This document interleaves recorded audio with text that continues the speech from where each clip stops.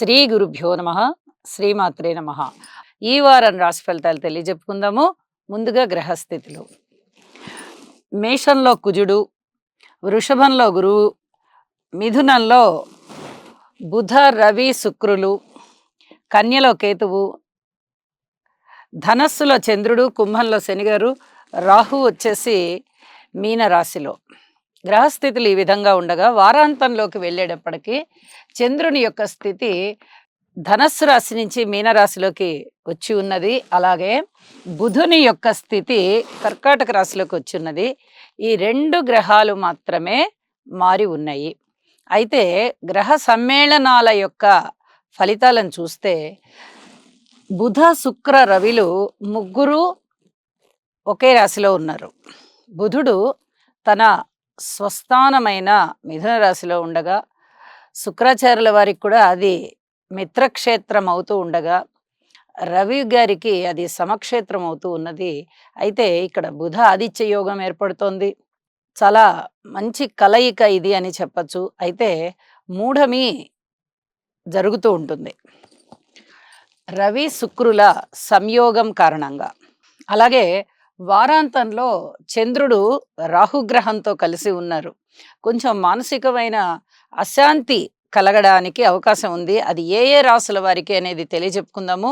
అయితే అన్ని రాసుల వారు కూడా ఈ చంద్రగ్రహ స్తోత్రాలు, రాహుగ్రహ స్తోత్రాలు పఠించడం అనేది చాలా చాలా మంచిది. ఇక దృష్టుల విషయానికి వస్తే శనిగారి యొక్క దృష్టి కుజుని మీద ప్రసరిస్తూ ఉన్నది.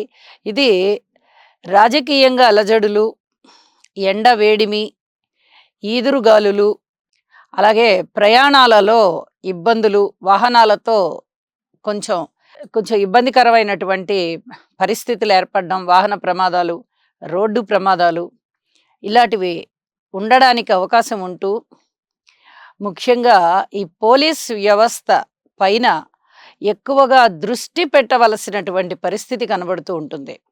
పోలీస్ వ్యవస్థ కొంచెం ఇదేమన్నా అతలాకుతలం అవుతోందా, ఏమన్నా ఇబ్బందులు కనబడుతున్నాయా, శాంతి భద్రతలకి లోపం కనిపిస్తోందా అనే పరిస్థితులు చాలా స్పష్టంగా కనబడుతూ ఉంటాయి. అంటే అల్లర్లు, అలజళ్ళు ఇలాంటివి ఉండడానికి అవకాశం ఉంది. అలాగే గురువుగారి యొక్క దృష్టి కేతువు గారి మీద ప్రసరిస్తూ చక్కటి ఆధ్యాత్మిక చింతనని పెంచుతూ ఉంటుంది. అలాగే దైవ బలాన్ని ఇస్తూ ధనం యొక్క పెరుగుదల కూడా ఉండే అవకాశం ఉంది. ఇది ఏ ఏ రాసుల వారికి అనేది మనము అన్ని రాసుల గురించి చెప్పుకునేటప్పుడు రాసుల్లో చెప్పుకుందాము. ఇక కుంభరాశి.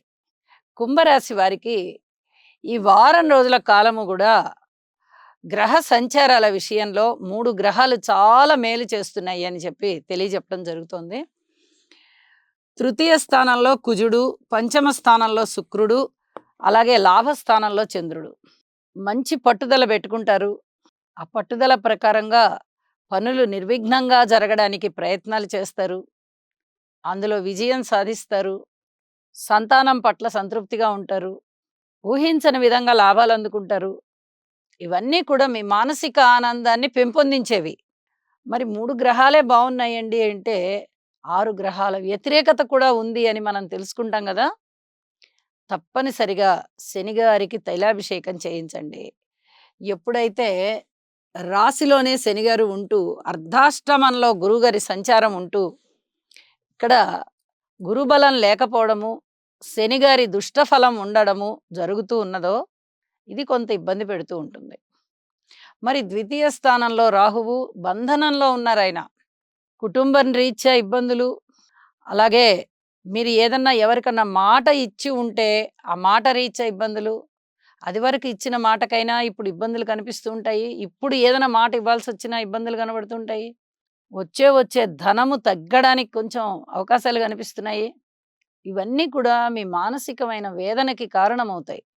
అయితే చంద్రుని యొక్క స్థితి చాలా బాగున్న కారణం చేత కొంతలో కొంత ఉపశమనమైతే ఉంటుంది. అయితే కొంత అయితే బాధ కలుగుతుంది. నవగ్రహ స్తోత్ర పారాయణ చేసుకోండి. శనిగారికి తైలాభిషేకం చేయండి. ఈ రెండూ కూడా చెప్పదగ్గ సూచనలు అని చెప్పి తెలియజేస్తున్నాను. విద్యార్థులు ఇంకా కొంచెం కష్టపడవలసి ఉంది. స్థిర చిరాస్తుల పెంపు కోసం మీరేమన్నా ప్రయత్నాలు చేస్తూ ఉంటే వాటి గురించి కూడా ఇంకా కష్టపడాల్సింది. మరి వారాంతంలో అప్పుడైనా పరిస్థితులు బాగున్నాయా అంటే 6వ స్థానంలోకి బుధుడు వచ్చి మీ యొక్క శక్తి సామర్థ్యాలు ఏవైతే ఉన్నాయో, ఏ పనైనా మనం చేస్తూ ఉన్నప్పుడు దానిలో తెలివి ఎలా పెడుతున్నాము, శారీరకంగా ఎలా శ్రమ పడుతున్నాము, మంచి విజయాన్ని ఎలా సంపాదిస్తున్నాము, వీటన్నిటిని రెట్టింపు చేస్తారు. ఇంకా ఎక్కువ తెలివితేటలవుతాయి. ఇంకా ఎక్కువ మీ కార్యసాధన సంపత్తి పెరుగుతుంది. ఇంకా మంచి ఫలితాలొస్తాయి. అయితే కుటుంబం విషయంలో మటుకు అధిక జాగ్రత్తలు తీసుకోండి. చంద్రుడు కూడా వచ్చి చేరారు.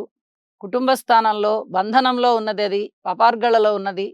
కాబట్టి ఈ విషయంలో జాగ్రత్తగా ఉండండని చెప్పి తెలియజేస్తూ, నవగ్రహ స్తోత్ర పారాయణలు చాలా చాలా మంచిది.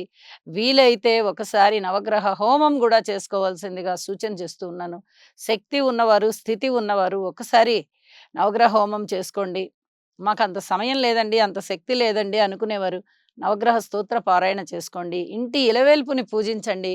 వీలైతే ఏదైనా మొక్కుకొని ఇంటి ఇలవేల్పుకి మొక్కుకొని ఒక ముడుపు కట్టడం కూడా చాలా చాలా మంచిది అని చెప్పి తెలియజేస్తూ నమస్కారం. శుక్రగ్రహం యొక్క అనుకూలత కొరకు హిమకుంద మృణాళాభం దైత్యానాం పరమం గురుం సర్వశాస్త్ర ప్రవక్తారం భాగం ప్రణమామ్యహం.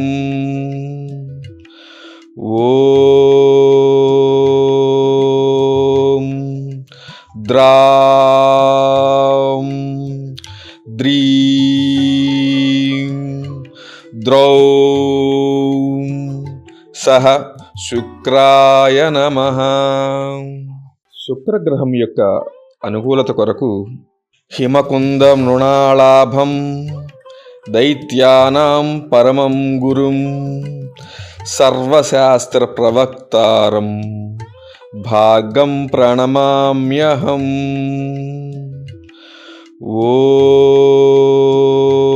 ఓం ద్రాం ద్రీం